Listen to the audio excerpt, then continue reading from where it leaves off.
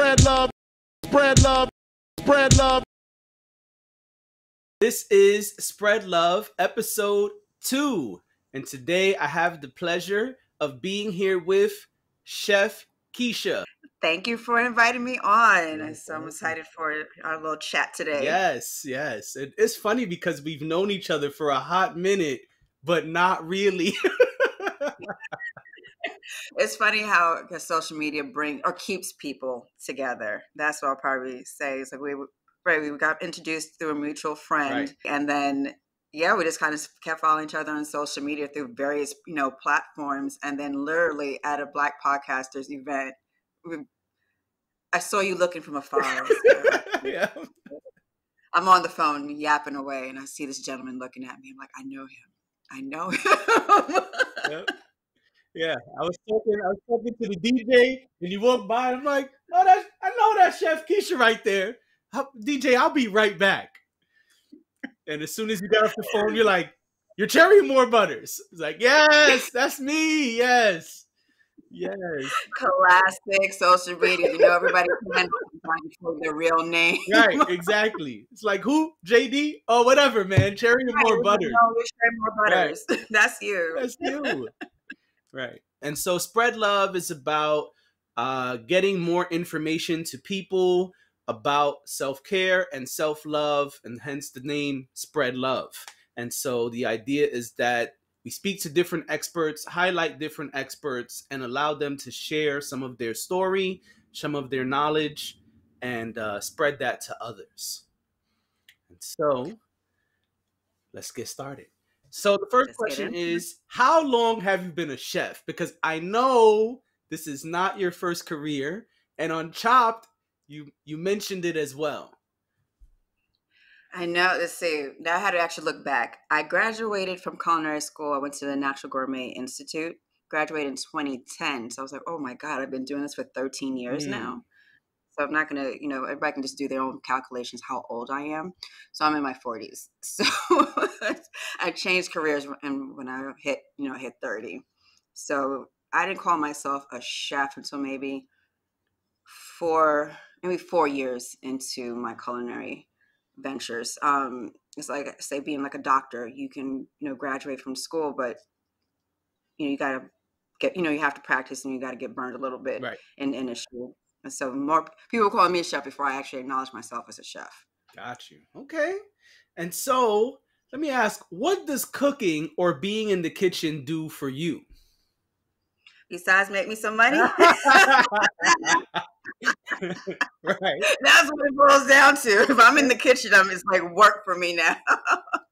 But to be able to balance the nuances of where it's working versus either I'm cooking for somebody, else. So it, for me, at the end of the day, is just being able to produce something that other people love, or I love. It's like an art, the artistry, of it all is something, like you said, when you love something, you always are kind of doing it in some certain, capacity. Right. If in my own personal kitchen, I'm still experimenting with something, even if it's simple as boiling eggs. What is the best way to boil eggs? What's the fastest way to, boil eggs? And sometimes you just geek out, over it. And so for me, it's always, I'll say, is a point of discovery, either self-discovery or discovery of food. Okay.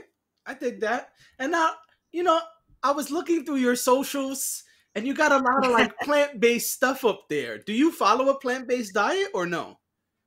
I know. Why we have to put labels on things? It makes it so tricky, right? I like that. When you put labels on something, people start to get a little like, okay, what am I, doing? If I had to put a label on, I would say I do follow a plant-based diet. Then it goes into the conversation, I guess, plant-based diet versus vegan. What's the difference between the two, right? Mm-hmm. So I always, versus everything else. For me, I advocate eating more plants at the end of the day and less processed, food. That's kind of the overarching principles for a plant-based, diet.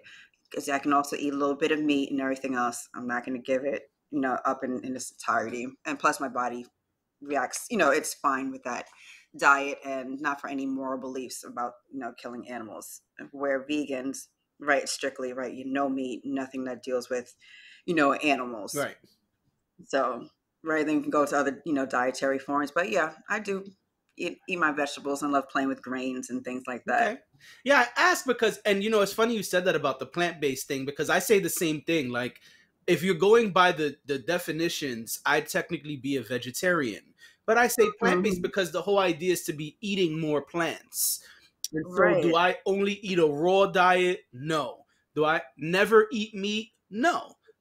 So it's kind of like, and then like, I don't really eat cheese and milk on purpose, but it's in the sweets that I love, right? It's in the ice cream, the cakes, the cookies.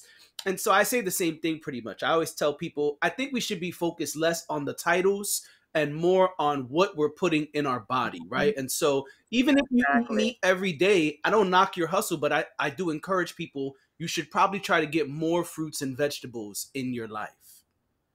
Right. If you look at what most people eat for breakfast, lunch, and dinner, it's always a low piece of some kind of meat, some kind of carb. Right. Bacon, egg, and cheese. Right.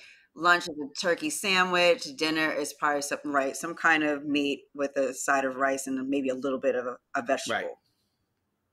So I'd like to tell people at every meal, try to find something green or some kind of fruit. That's great advice.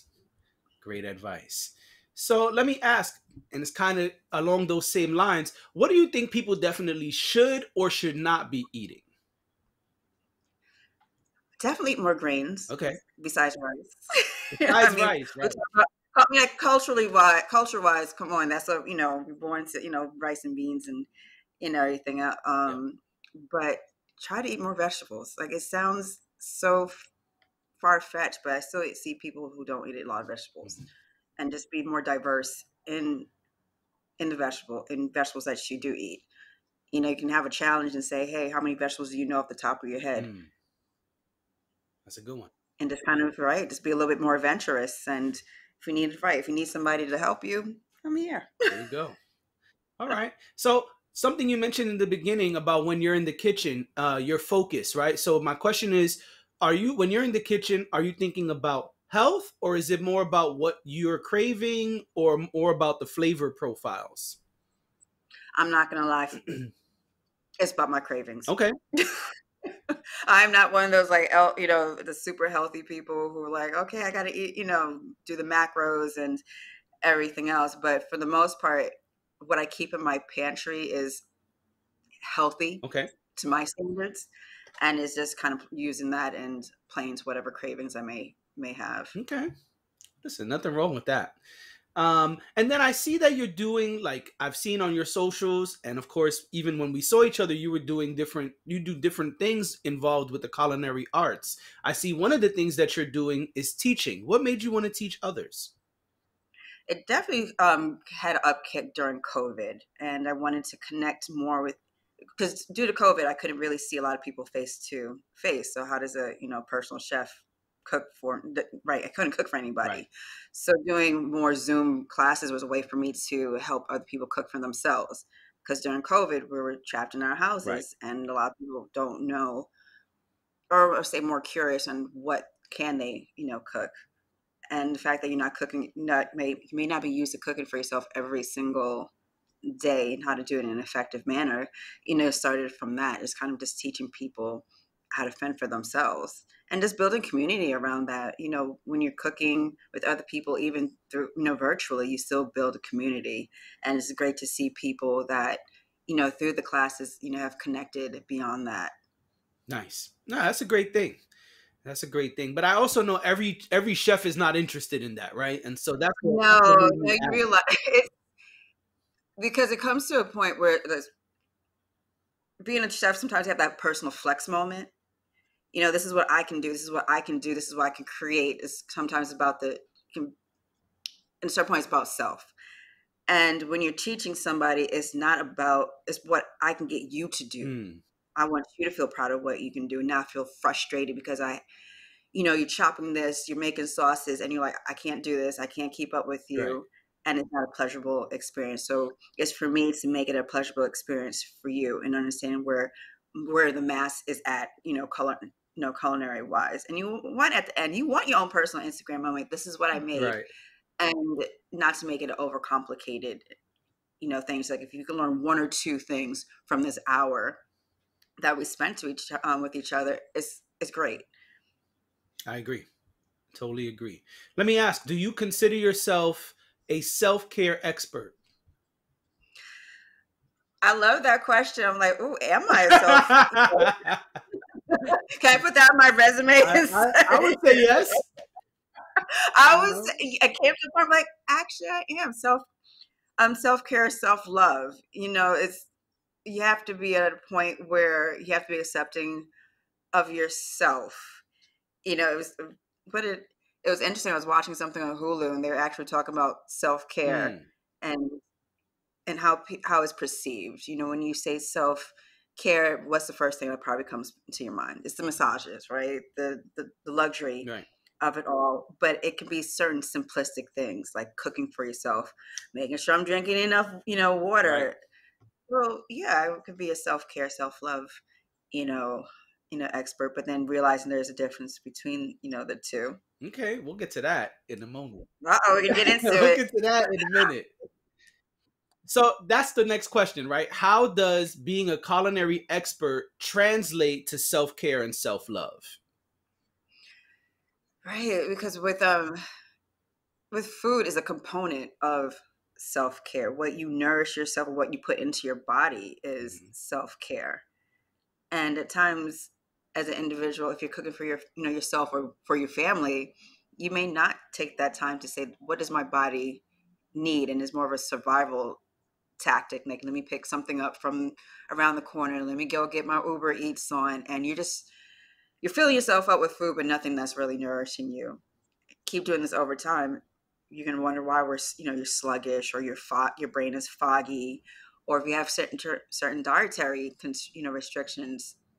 At a certain age, you really got to treat your body right. Back in your 20s, you can probably eat anything. Right. The pounds come off. Once you edge to 30, it's like, oh, this is not the same. My body is not reacting to Right. food the same way. And to have those self-realization moments, and that's like a key of, self-care and self-love, is just knowing how your body works. I agree. So definitely, just pay attention to what we eat. Well, what role does food or diet play in self-care? You kind of hinted on it, but let's go in a little bit. Let's go a little bit more, right? Yeah, the connection between health and food is one big proponent in self-care, because it goes into self-love. You can't have self-love without self-care. Is what self-care is a component of self-love, is the net of it all. So if I don't feel good, I'm not going to operate in the world the way I need to. How I show up for myself, how I show up for others. So I know for me, I'm not, like I said, I'm not a perfect individual.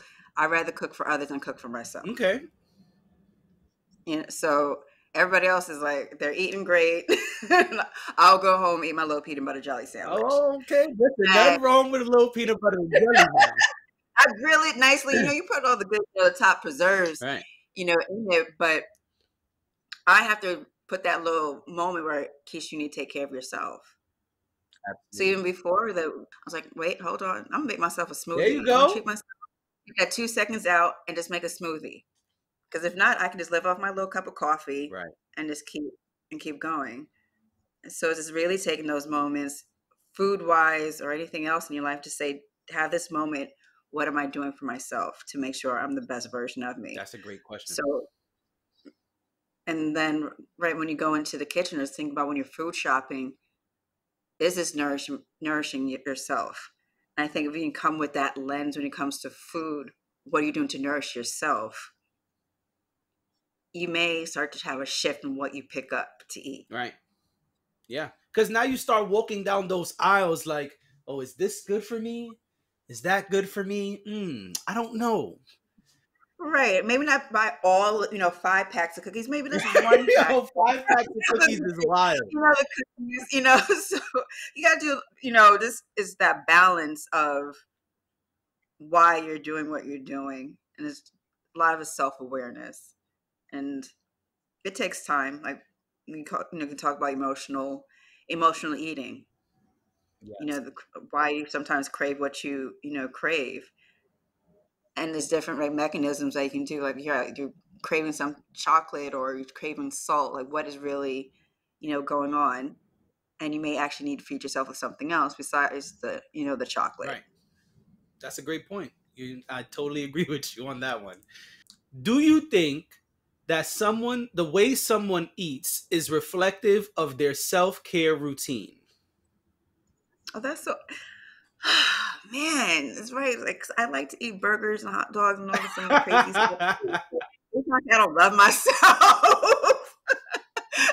Say right for those who don't. Like, it right? It's like it's the opposite of self love, self hate. Well, Mm. that's the question. I don't know. Can we pick? It's like right. Let's go back and forth with it because you had mentioned it before. Like sometimes you just want to eat what you want to eat, Right. not with any extra thought or anything like that. I just want to eat for pleasure. Eating for the aesthetics and things like that. But no, I guess the short answer to your question, no, it's not always indicates what somebody is going through, but it can. You have to realize why you're eating what you're eating. Right. Well, that's why I say the word routine, right? Because eating the junk occasionally is not necessarily the routine. So that's why. Right. So then when you realize your everyday routine is the junk, that's when you have to pay attention to Right. it, right? Exactly. Okay. Yeah, because I think that, like you said, there are times when we all, even, I say all the time on my Food, Fitness, and Fun podcast, I am an ice cream addict. But I also know I can't just eat ice cream every day. You know what I'm saying? If it was up to me, I'm like, all right, we eating ice cream for breakfast? Oh, okay. What kind? What we putting in it? Ben and Jerry's? Cold Stone? How crazy we getting today? But I also know I can't do that for 3 meals a day, right? And Right. so the question becomes, what are you going to eat on a regular basis, right? And so that's why I like to use the word routine, like the same way you would say, like, what's your regimen in the gym or what's your routine in the gym? We all kind of have a food regimen, right? A dietary regimen, a dietary routine. And so that's why I use that word because I'm more concerned with what people are doing on a normal basis and less Right. concerned with like, once a week you might hit the Uber Eats or once a week you might have some junk. So that's why I ask about the routine. Right. Because then you're thinking about, I love the way you phrase that, is the routine that you need to look into. And most of us we're busy, we're running around, and you don't even know what the routine is.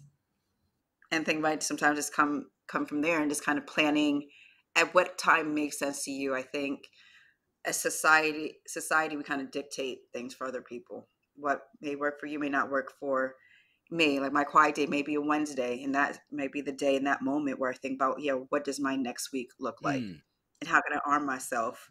Is it right running around with snacks, celery stick, whatever it is, that's to make sure I even eat. Right. Because you can get to a point where you may leave your house and you're just running and you may not eat, and then you binge on something for dinner. Right. So it's really to understand your personal or your family and those who are around you, and develop a routine. If you don't have one, how you're planning to eat, just even little moments of meal prep. If you're just boiling or grilling or whatever, some vegetables ahead of time so you can add that to your meals quickly. So definitely, a proponent of meal prep, even just thinking of how you're getting your food. Okay. I dig that. So there's this famous saying, and we all know it. It says, you are what you eat. Do you agree with that or no? But I'm pizza, baby. She said, then I'm pizza. All right. Pizza. Yes, we are what we eat. We are. It is because it breaks down to our bodies in some way, Right. shape, or form. So if you're eating, right, so what you put in is what you get out. That's right. So if you want to be a highly fueled machine, then you got to put in some good quality, clean, food. at the end of the day. Right. Like I said, it doesn't matter how you get it. If you want to order through Uber Eats, you want to go here, you want to hire a chef, at the end of the day, yes, what you are is what you know what you eat. And right, like I said, when you get to a certain point, you may have some health, health concerns. And there people are like, well, my grand so and so ate, fried chicken every single day Right. and he's doing well. Yes. And then there's the 99% of the people who probably had heart attacks because they ate the fried chicken or whatever Every day. fried Right. food or every single day and couldn't change their their diets. So you have to really tune into to yourself, go to the doctor, make those small incremental changes so we can live to be however old we're meant to 100. be. Right. And don't use the excuse I'm gonna get hit by a car the next day just because you don't want to eat broccoli. Right. Put that broccoli on your plate. It's such a pet peeve. I'm like, I don't want to eat healthy. And I'm like, what is your image of healthy food? And I think that's what a lot of time, like, I love showing pictures of what I make because it's just, you can have vegetables, you can have the sauces on top of it, you can add spices, to it. And saying that I've been in the industry for 13 years, I was in it before, like, vegan and gluten-free became so, fashionable. Right. And just to see how, the culinary industry has evolved, you can have beautiful plant-based, food that what at the end of the day we crave is like fat and sauces and all that, good stuff. Right. And usually when people have to eat vegetables, it's just a bland boiled potato or something. Right. I don't know who started that rumor. And it keeps holding, and people keep holding on to it. And it's right. It's like, is it that we're afraid of change? Like sometimes that's when you had to ask me, why do I want to teach? I think I like the psychological component to it. It's like debunking people's myths about, food. Got it. I dig that. Yeah, I agree. I think there's like this really big stigma of, vegetables are gross, they're bland, they have no taste. And it's like, I mean, you can do curry, you can do whatever you want to your vegetables. It's about what type of flavor profile you want to give them. Exactly. And if you don't, and you still want to stick on to have meat, like I said, at the beginning of all this, we said we both eat meat. Mm-hmm. We both have, can have a little bit of something on the side, of it. Like I said, my perfect diet would probably be vegetables and some salmon every day, or some kind of fish. But flavor, this nowhere says if you have vegetables or grains, you can't have flavor Right. with it. Yeah, I don't know who started that rumor. It's like everyone thinks we just having steamed vegetables with no flavor at all. It's like just straight up steamed veggies every time. It's like, what? What are you talking about? Why would I want to do that? It's like no salt, no pepper, no anything. Just boil them or steam them and eat them. That's it. There may be a case that you need to do that. I don't know if bodybuilders need to do that for, right, just having 0 extra calories. But for the most of us who just want to stay at whatever size God meant them to be, right, you can have flavor with your food. You can have sauces, even make sauces out of other vegetables or nuts. Like, cashew, cheese is a thing. People are like, what the hell is cashew, cheese? Right. People get really freaked out by the alternative stuff. I noticed. Right. Really and so, right, and that's another conversation too. Like, well, are you having soy-based, plant food? And for me, it's just really trying to keep it as natural, most of the plants as, possible. So even, right, you joke around with, you can have a carrot sauce, boil some carrots, puree it, add some seasoning to it. That's the sauce in itself. Right. So we're not eating mock fake meat. So you can make, veggie burgers out of any type of grain and beans, put them together, there you go. Add your sauces to it. You got a burger. And you don't have to eat it all the time, but it's a great alternative and way to, introduce your body to different flavors or just different, different nutrients. Right. You keep eating the same thing over and over. You have to give, your body itself needs something else to it. Absolutely. I agree. Let's shift just a little bit. How do you practice self-care? For me, practicing self-care, I love taking walks. It sounds corny as hell, Oh, I don't think so. but I love going outside. Most, if you see me, you'll probably be outside in some park and just give me some sun, give me some trees. I'm happy as, as can be. Also, I think this phase of life is definitely realizing my boundaries. Okay. What I want, if leave it to me, I want to do everything, but you have to know how to say and when to say no.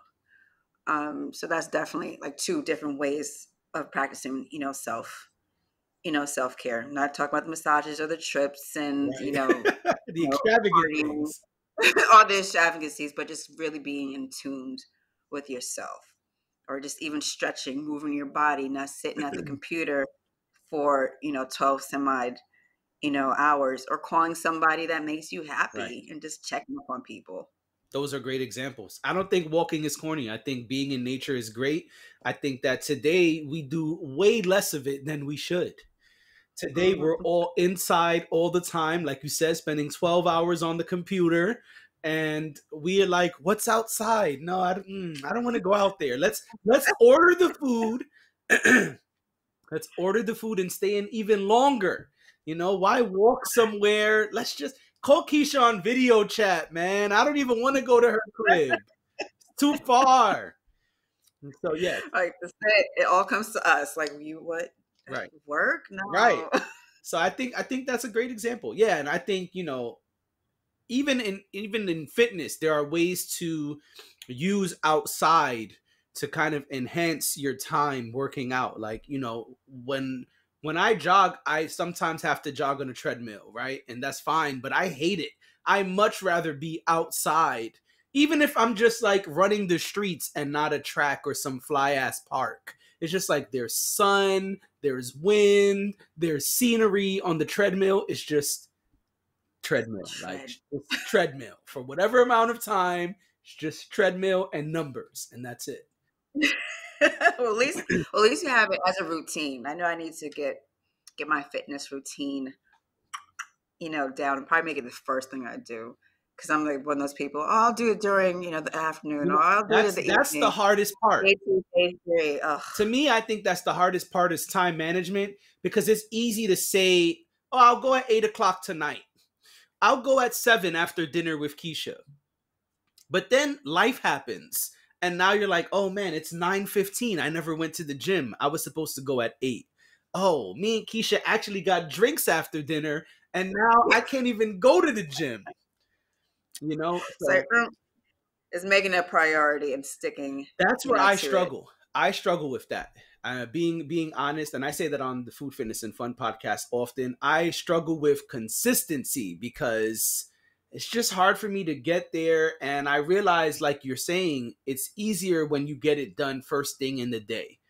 And so that's what I've been trying harder to do, to try to say, okay, before I do anything else, let me go get these sets in, or let me go for this walk, or let me get on the elliptical, or let me go for this run. Because Right. once life starts happening, It's a wrap. oh, Maybe we should do like a fitness and food challenge. that's an idea. Sometimes having an accountability partner definitely helps, because then like I said, if you leave it to me, Right. I would sit and not eat anything. It sounds, I'd rather read about food, watch, read different blogs, and in my head I'm cooking, Right. but I'm not really cooking in real life because, Thinking like, right, or like you the watch next fitness great shows, thing like, you're okay, gonna go cook up. ahead, yes.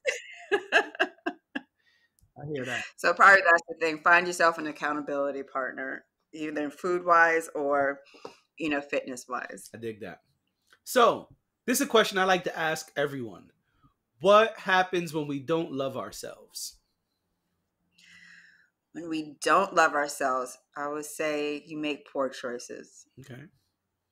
If we don't love ourselves, we make poor choices. We don't show up the way in our fully authentic self. And it can lead to, depression Mm-hmm. and other things. So that's why it's great to practice, self-love. Take those minutes for yourself. Even like I said, right now you're drinking some water. you're staying hydrated and beautiful. So Thank you. Yes. it all Got to drink the water. got to drink the water, and I think it's not just like a one moment thing. Like I said, thing we reiterate. I think the theme of this is routine. You got to find that routine, Yeah. because you're not going to feel, if you don't eat right one day, you're not going to feel, sometimes you're not going to feel horrible the next day. It's over time. Yes. The accumulation of either bad food products, a poor lifestyle, you can get to a certain point, you're like, whoa, what has happened? Do you ever look at people and you're like, whoa, what Right. happened to her or him, or Yep.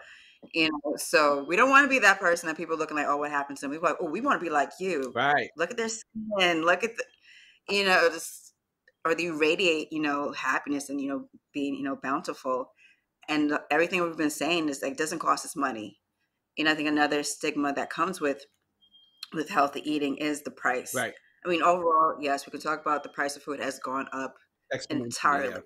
And so I'm not going to say I'm ignoring that, but just having, right, drinking, you know, water, you can eat vegetables, you can go to farmers markets, you can go to a food pantry. There's local places that you can get access to quality, you know, fruit and vegetables.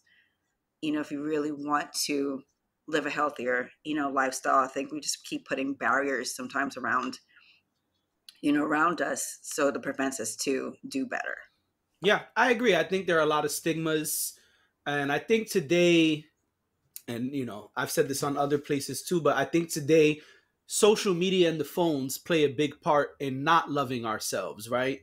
And so you put up a post and it's like, man, I did this class with Chef Keesha. She taught me how to make this fly ass meal. I made it and I put up a video. Okay. And now I wait. Oh no. There's no likes. No likes. Can somebody? No likes. No comments. Like And now I'm sad. Oh, maybe I'll tell you something, right? Because I like to just always have those moments of not to say transparency, but you got to be real with people. Mm-hmm. And there's moments, I probably haven't been on social media because I've been really busy, and just having this moment, I wanted to pull out of social media, right, because you want to, like, okay, I do things for myself primarily, because if you're not doing it for yourself, everything else is pointless. Okay, I dig that.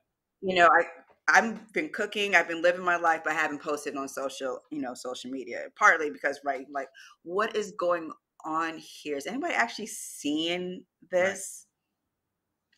Right. You post it, yes. I do sit there, I'm like, okay. But right. But at the end of the day, I have to keep grounding myself. Like, I'm here for the community. If one person likes it and engages, it's fine, because then I feel like I'm actually connecting to real people. Right.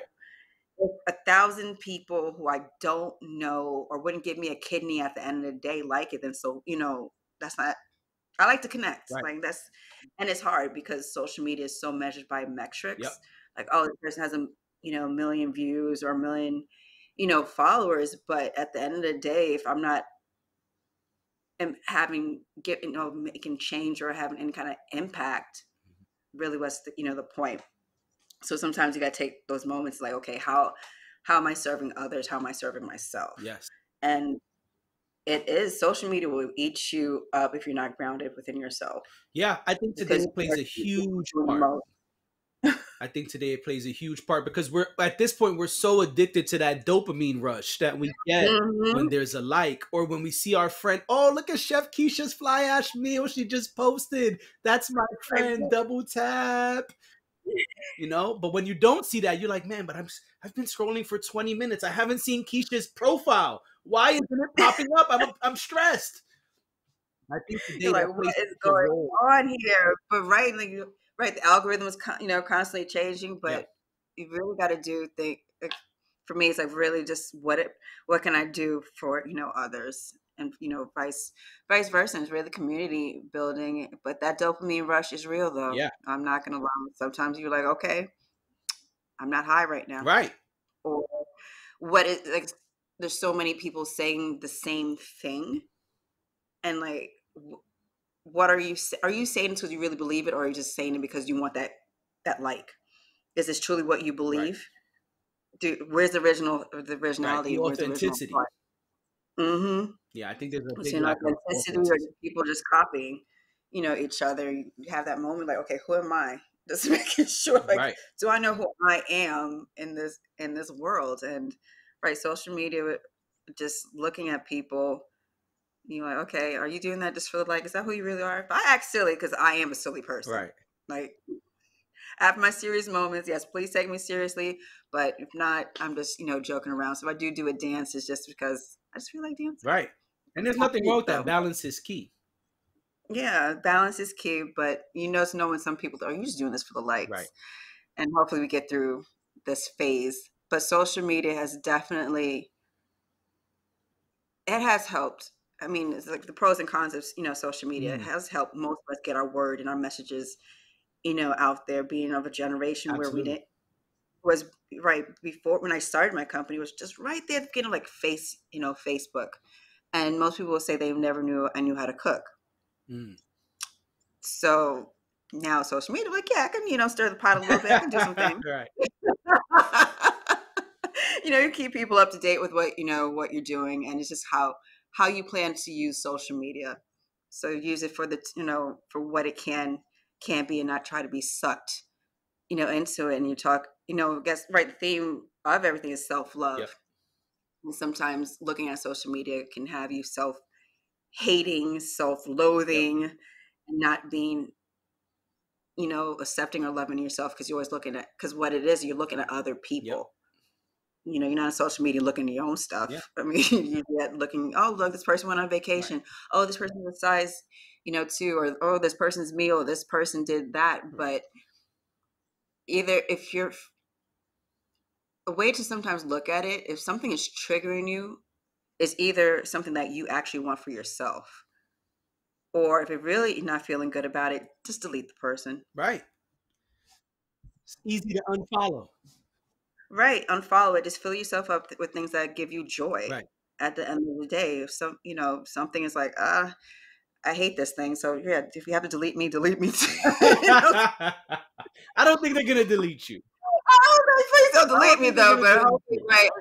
I just truly want people to live their best life, because then if I have to live around with you, I don't like to be around miserable people. Right. So you want your family and your tribe to be doing well. Absolutely. So we spoke a lot about everybody else. Let's speak about you for a second. What is something that you do for yourself that just makes you feel good? Oh my God, drinking a cup of coffee in a beautiful cafe. Okay. It's like, I love like how coffee shops have transformed into like little luxury mini spots, especially in the city. Yeah, there's lots of them. Exactly. So that's like one little thing, I do for myself. It's like you can always find me some the cafe, or like I said, walking, in the parks.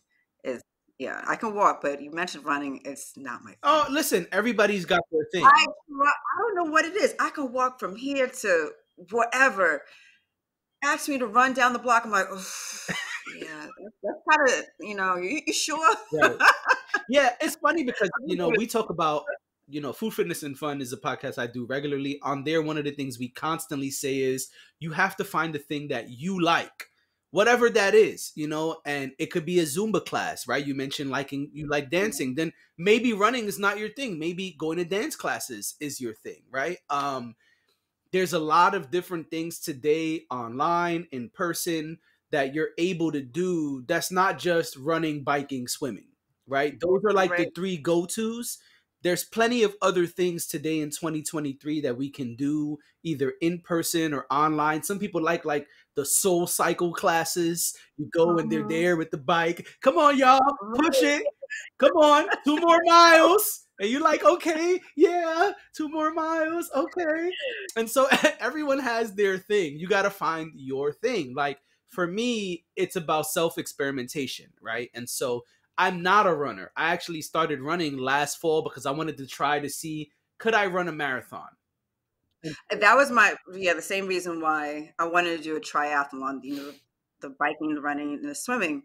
The running thing is the thing that, for the most part, prevents me from doing that. So I need to make my own triathlon. Give me 3 other things. Take the running out, right? Take the running out. I'll Zumba for like 25 hours straight. Whatever. Right. And so what I love to do is get on the elliptical. At the gym, the elliptical, no one is ever on the elliptical for like more than 10 What minutes. is that? I don't know, but I love it. I was taught the elliptical. I actually do interval training on the elliptical. So kind of like the way people do sprints, where it's Mhm. like go all out for a minute and then cool down and then keep going. It's called active recovery. That's what I do on the elliptical, but not so intense that I have to go crazy slow down. So I do uh, either 5 and 5, 5 minutes on one setting, 5 minutes on another, or when I'm really feeling fly, I do 3 minutes on a higher setting, 1 minute on a lower setting, and I keep doing this in cycles for 20 to 45 minutes. And so Whew. when I do that, people are always looking at me like, what the hell is this guy doing on the elliptical? Because most people use the elliptical trainer as like a warm-up machine. They're like, all right, 5 or 10 minutes to get the juices flowing, then we're going to hit the weights. I'm the opposite. I do all my weights, all my strength training, and then I'm like, okay, I'm about to do 30 crazy ass minutes on the elliptical. And people are always like, what the hell are you doing? Why are you over there for so long? People are walking past trying to get a glimpse at the time on the machine. It's, how long this motherfucker been on this machine? What's he doing over there? Yeah. It's like, So you got to but find the thing that's you like. That's the whole point, right? That's what I was good. starting with. Exactly. That's the point. And so for me, I mentioned the running because it's what I'm doing currently. But really, I love the elliptical. Even now during my marathon training, quote unquote, I stay thinking about the elliptical. I'm like, man, I miss wifey so badly. I Oh, want to go now you're on the see side piece wifey. of running. Now you got your side piece. Okay. You know what I'm saying? And so sometimes I got to go see wifey. Right? 'Cause I miss wifey. She always treated me And well. that's the thing that's the one you love. That's the That one is I the love. one you love. Yeah, I love that elliptical. But So let's move on back to you, because this interview is not about me. So my next it's question about is, all of it. It's like how we pick each other's brains apart for the masses. I mean, listen, I dig that. I have no issue with that. So the next question is, do you believe our love for self is reflective of how we express our love for others? I feel no, because it's funny because most chefs show their love through food. Okay. And I think I mentioned at one point, like we will cook for others, we'll do this whole extravagant meal, we figure out who you are, everything you like, here you go. We love you. But for ourselves, like I said, we were gonna be on the peanut butter and jelly. Right. I'm about to say that peanut butter and jelly. Right? So we put so much love and care, into the food that we cook for others. We do tend to most of above board. Like every chef I know, you pour your passion into others, but when it comes to yourself, it's just these moments you're like, oh man. But you have to realize sometimes you do have to cook for cook for yourself. And a lot of it too, it does come when you're doing it for money. I mean, this is my career. This is my career. I mean, Right. you're doing this, Mm-hmm. for money. It's your career, and just to how to balance that. You're doing this professionally, but it's also a basic human need Right. at the end of the day. And to know that every day is not going to be this gourmet meal for yourself. Right. And I had to retrain my mind of what food or what does a meal look like to me. Mm. Breakfast can be a smoothie, it can be a boiled egg, but I'm putting some good seasonings on my boiled egg. Lunch, right? It could just be a salad. It's not always this Instagrammable moment. Right. And we have mentioned, right, how does social media, that's another conversation in itself. Right. How has social media changed the way that we eat? Yep. If you look at social media, you getting those dopamine hits by the cheese pulls Right. and by the saucy and the fried Yep. oxtail with the fried on top of, it is that gluttony that people are tending to eat more, or right, it's right, you can go through the endless scroll and right, the salad with a little piece of whatever lettuce on top of it, and I can get the likes, but at the end of the day, this is what I need to eat. Right. I agree. Or I'm not going to spend all day in the kitchen making something or putting the pretty lighting on it. Right. So it's just dealing with those balances. The balance of, for me to love myself, I need to eat something. That's more than the peanut butter and, and the Right. And the jelly, pizza. the jelly sandwich. Right. And the pizza. So right, so it's really right. Just retraining myself on food for my own personal sanity, and just taking those pantry staples. And yes, I still can make something that's delicious and nutritious. Got you. Okay. Now, as a culinary expert, what are 3 things you think everyone should be doing to take care of themselves?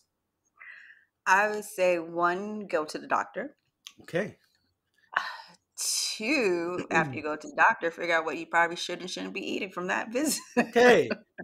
We cooking And if now. you don't know, right, We what we are cooking, cooking now. Here we go. About self-love and self-care. And I do want to see us, live for a long time. So, right, we went to the doctor, we kind of know what we should and shouldn't be eating. And lastly, just enjoy life on your terms. Okay. That's the most powerful thing I could probably, tell somebody, is to really figure out what works for you and figure you out. And once you have that, it's just a different sense of self-love and self-empowerment. I like that. So you stay on that elliptical. I'll be back soon. As soon as this marathon training is done, I'm in Be there. back to wifey. I'll be right back with wifey because she is the one. You feel what I'm saying? The elliptical is the one. Yes, Yeah. it is definitely. We got to really take care of ourselves and just take those little micro moments. And even though we can say we're too busy, taking 5 minutes out just to close your eyes and just breathe. Right. Just that's it. Sometimes that's all you need, is those little micro, moments. It doesn't need to be a 3-week, vacation, or this whole thing you got to plan, and that probably causes you more stress. On top of it, it's just Mhm. like you said, just taking those little moments for you. Yeah. There's a You know, guy. Do you know who David Goggins is? no, who is Oh he? man, he's this like fitness guru and self-care guru, motivating speaker. So he's a Marine, he's an Army vet, he's done all this crazy stuff. He's actually known for running ultra marathons. Oh, And anyway, he's been on Joe Rogan and a bunch of other platforms tons of times. He's got 2 best-selling books.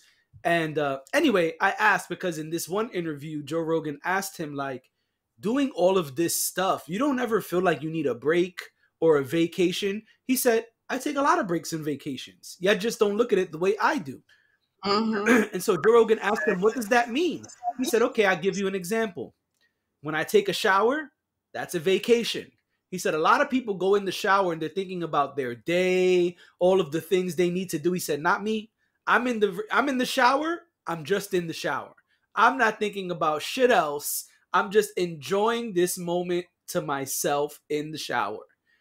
And he gave like 3 or 4 examples that are exactly what you said, right? These little micro moments where you kind of just are about self. Nothing else is on your mind. You're just taking a moment to be yourself, enjoy that moment. Yes, and you start to realize how many people don't take or can't even turn off. You talk when most are probably ambitious. We're trying to do all the things underneath the sun. Right. Your brain is always racing of what is that next thing? Yes. What is that next thing? What should I be doing now? Or even may even feel guilty about taking a break. Yes. And that's another thing too. But for you still to be your best self, you have to take a break at certain points. It doesn't right, and to know that breaks can look different. Absolutely. So we're coming towards the end here.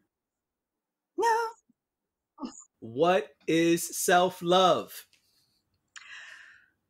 Self-love is definitely be accepting of yourself. It sounds so basic, right?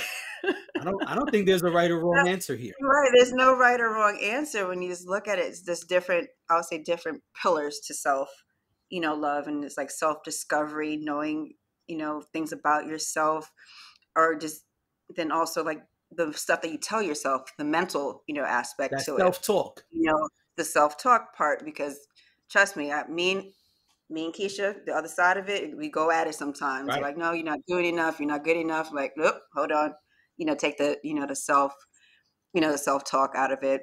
We mentioned self-care is one part, to it.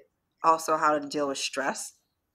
You know, being a chef or just being an entrepreneur itself Right. is stressful. Yep. How do you deal with it on a day-to-day basis, or how do you deal with it in that moment? I've always, you know, you see TV shows with chefs yelling at each other. It's not always like that. Always, I hate that depiction of, Mm. you know, of chefs. So it's right. It's like, how do you deal with that chef? I mean, how do you deal with those, you know, those moments of, you know, being, you know, stressed? And also, right, I said like being having this self-awareness and being self-accepting of yourself. I think Certain that's an things you probably important can't part. change about yourself, you know.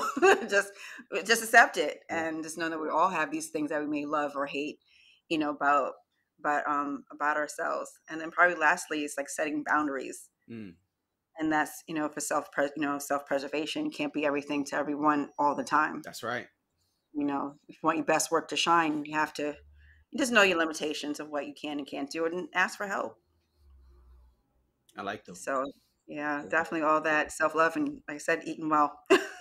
Absolutely. Absolutely. And so this is something that you said in the beginning, and now we're going to get back to as our last question here. Do it.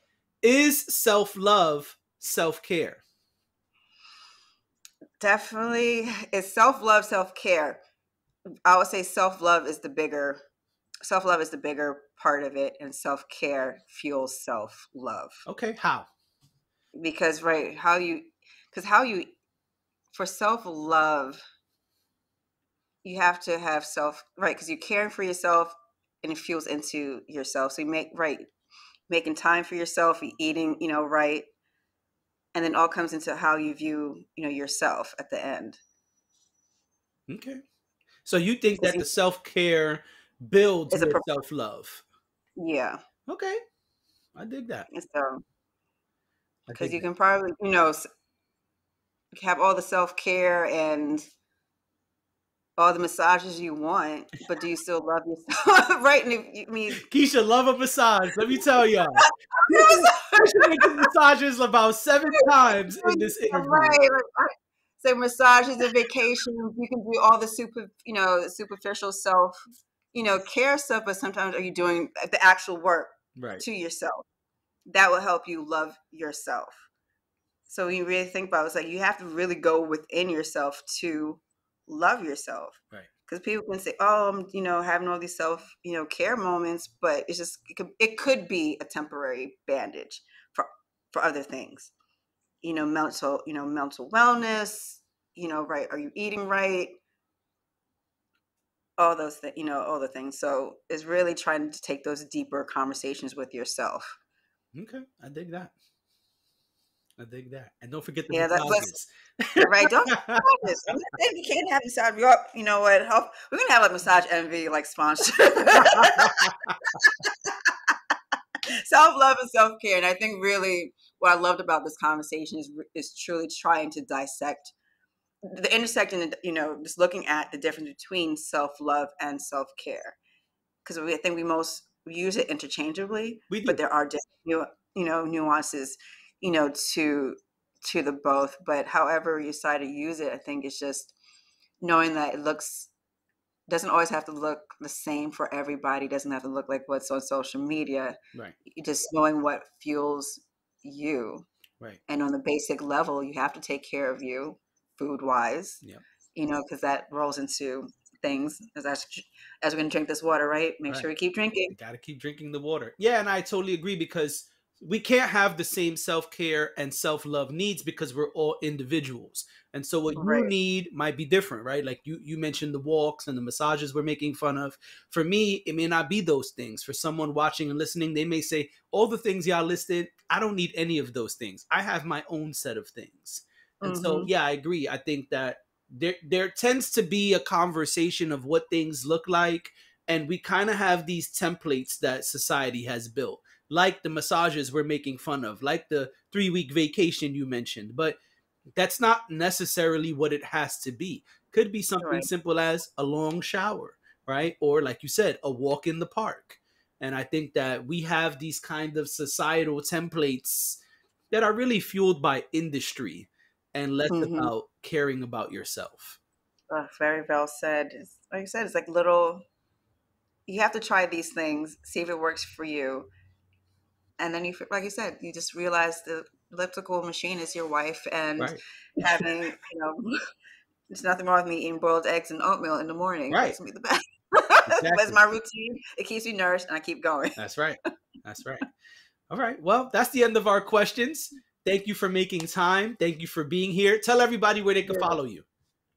Okay, so we got Instagram at Gourmet Diva. Yes. We are on the web at thegourmetdiva.com, and I'm also launching a candy nut line. Talk about You it. can find that.